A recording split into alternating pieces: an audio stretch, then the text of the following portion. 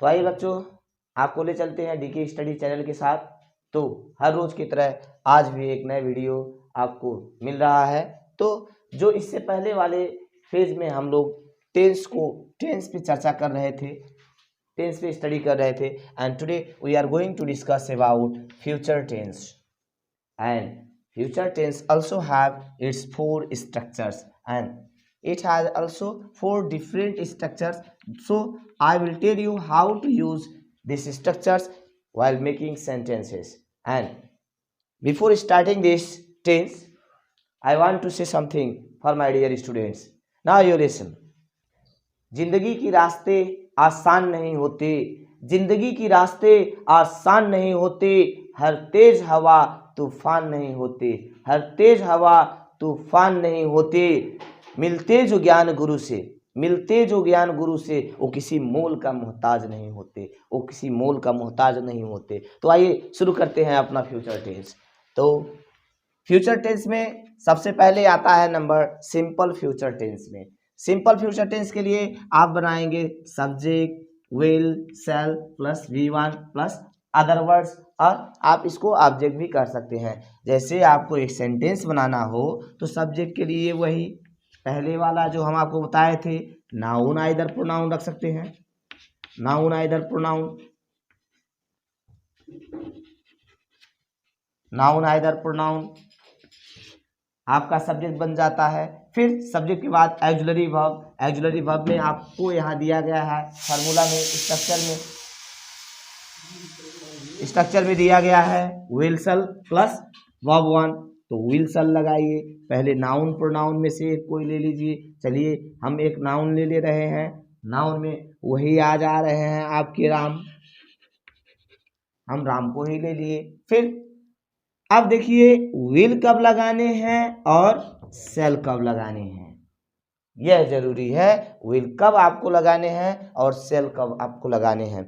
तो आप सेंटेंस जो बना रहे हैं, सेंटेंस का पॉसिबिलिटी कितना है, वह प्रोबेबिलिटी कितना है, प्रोबेबिलिटी के हिसाब से आपको विल और शैल लगाना होता है। जैसे प्रोबेबिलिटी ज्यादा है, पॉसिबिलिटी ज्यादा है, मतलब यू आर श्योर आपको जाना ही है, तो आप लिखेंगे Ram will go to market, मतलब राम को मार्केट जाना ही है, राम को मार्केट जाना ही है। इसमें परसेंटेज हाई है, परसेंटेज 90 से ऊपर जाते हैं मतलब कंफर्म्ड है, वह मार्केट को जाएगा। लेकिन वहीं शैल हम लोग यूज करते हैं, Ram shall go to market, Ram shall go to market. तो शैल का यूज हम तब कर रहे हैं जब पॉसिबिलिटी कम हो जा रहा है। शैल गो टू मार्केट, इसमें अनिश्चितता है, जा भी सकता है और नहीं भी जा सकते हैं, इसमें गारंटी नहीं है, इसमें पॉसिबिलिटी या percentage of going to the market is very less. So with the when possibility or when the percentage is less of happening, so at that moment we can use this shall. Shall is used when the possibility or probability is very less, when it is said that yes maybe, when it is said maybe he can go or maybe he will go or he will not go, at that time you can use shall. So Ram, उसके बाद आप will लगा दिए। फिर ये गो क्या है, पहले भी बताए थे, गो डूइंग वर्ड्स है,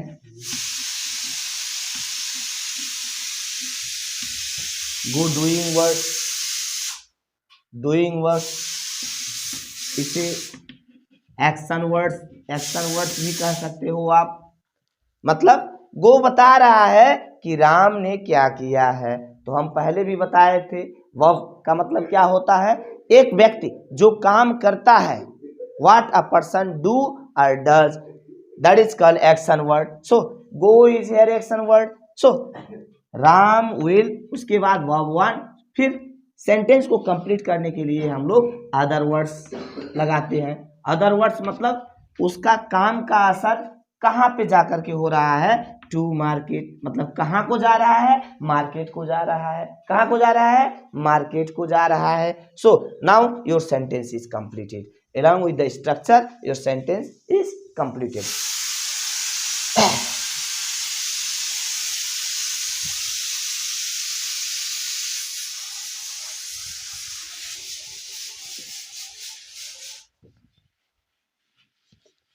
For next structure, second one you see here, future continuous tense.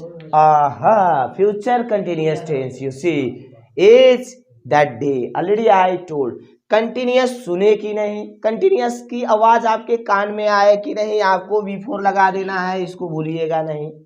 उस दिन हम बार बार इसको रिपीट कर रहे थे, आपको बता रहे थे। already told you that when you hear the sound continuous, at that time you have to use this before is used in every continuous hearing sound. So आप कंटिन्यूस सुने कि नहीं, आपको V4 लगा देने हैं। तो चलिए एक सेंटेंस बना करके एग्जांपल आपको दिखाते हैं कैसे करना है। सब्जेक्ट के लिए नाउन आइदर प्रोनाउन। सो चलिए अब इस समय हम प्रोनाउन लेते हैं और प्लूरल प्रोनाउन ले रहे हैं। दे, अब will be, they will be, अब V4, they will be bringing, they will be bringing a new bag for me, a new bag for me.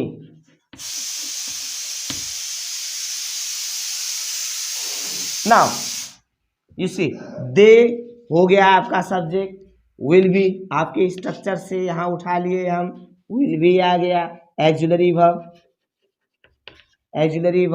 फिर verb 4 चाहिए, तो bring क्या है, आपका verb है। bring बता रहा है अगला आपके लिए क्या ले आ रहा है, क्या काम कर रहा है, तो आपके लिए कुछ ले आ रहा है, वह कुछ काम कर रहा है, मतलब कुछ ले आने वाला है। तो क्या ले आने वाला है, a new bag ले आने वाला है। सो a new bag हो गया आपका other words,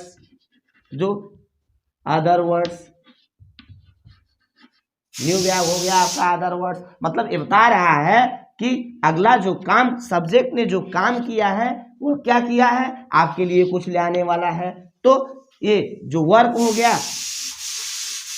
एक्शन वर्ड हो गया, ये ब्रिंगिंग जो है आपके वर्ब हो गए, और इसका ये जो ब्रिंग क्या है, वर्ब हो गया। तो ब्रिंग का फॉर्म क्या है, V4, क्योंकि V4 के लिए ing लगाना होता है। और हम पहले भी बताए थे आपको, कंटिन्यूस सुने कि नहीं V4 लगाना, तो V4 हमको लगाने ही है। V4 के लिए ing आप जोड़ दिए तो ये बन गया V4। तो subject plus will be plus V4 plus other words और ऑब्जेक्ट, इस तरह से आपका बन जाता है complete sentence future continuous tense. अब आते हैं थर्ड स्ट्रक्चर में। आपका थर्ड स्ट्रक्चर कैसे बनता है, थर्ड स्ट्रक्चर में देखिए आ गया परफेक्ट। शायद आप भूल गए होंगे, परफेक्ट को भूलिएगा नहीं। परफेक्ट आप सुने कि नहीं, तो आपको क्या लगाने हैं, V3 लगाने हैं। क्या लगाने हैं, V3 लगाने हैं। तो परफेक्ट आ गया, यहाँ V3 आपका इंतजार कर रहा है।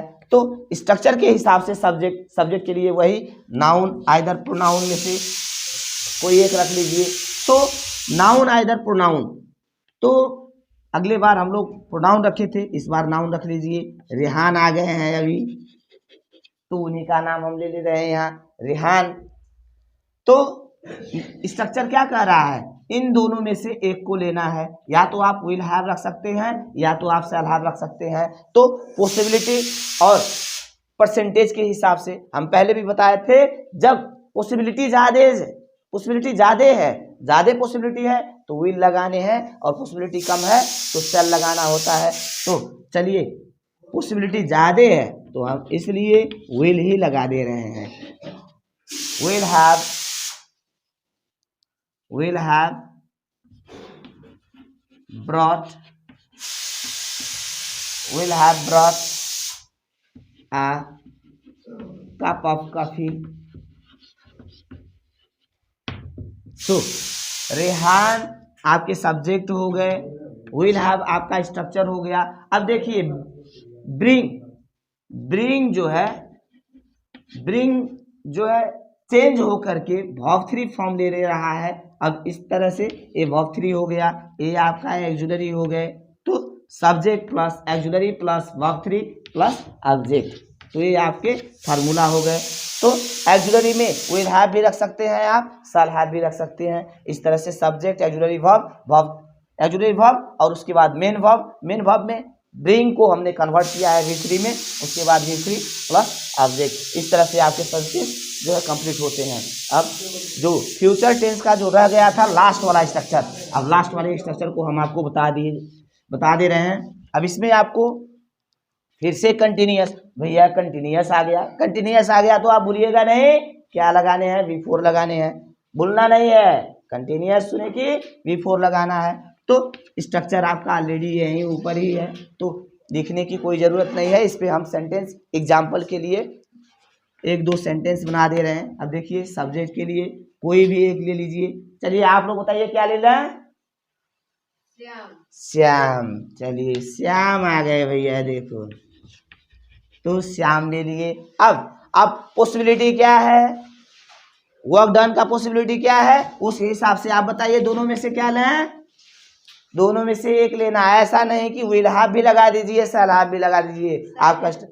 चलिए हर जगह विल हैव था, आप लोगों के विचार के हिसाब से शैल हैव लगा दे रहे हैं। तो श्याम शैल हैव लगाने के बाद आपका स्ट्रक्चर में एक और बढ़ गया है, बिन भी लगाना होता है। तो बिन आप ऐसे ही जोड़ देंगे क्योंकि आपका स्ट्रक्चर कह रहा है।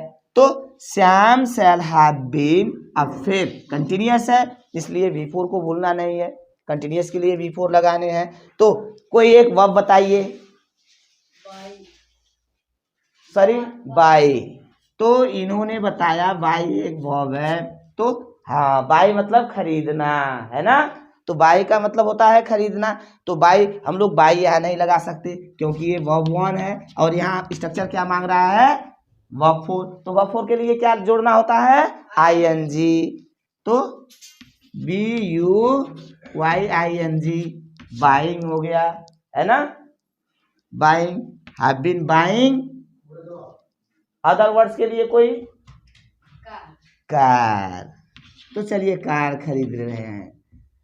अब जमाना थोड़ा बदल गया है, डिमांड हाई हो गया है इसलिए आपको कार चाहिए। So Shyam shall have been buying a car. इस तरह से आपका स्ट्रक्चर को फॉलो करते हुए आपका सेंटेंस बन जाता है। फिर एक और एग्जाम्पल आपको दे देते हैं। अब इस समय क्या लगाना है, रेहान जी आप बताइए। सब्जेक्ट, तो सब्जेक्ट के लिए क्या रखना है, आप फिर से राम को लिया दे रहे हैं। हाँ अब विल हैव और शैल हैव में से दो में से एक बताइए क्या रख लें। चलिए आपके कहे अनुसार विल हैव ही रख ले रहे हैं, Ram will have.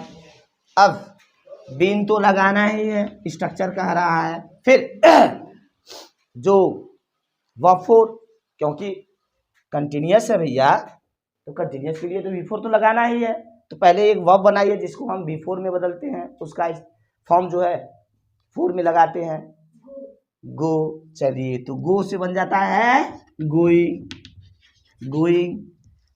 Ram will have been going to his maternal uncle house, to his maternal uncle house.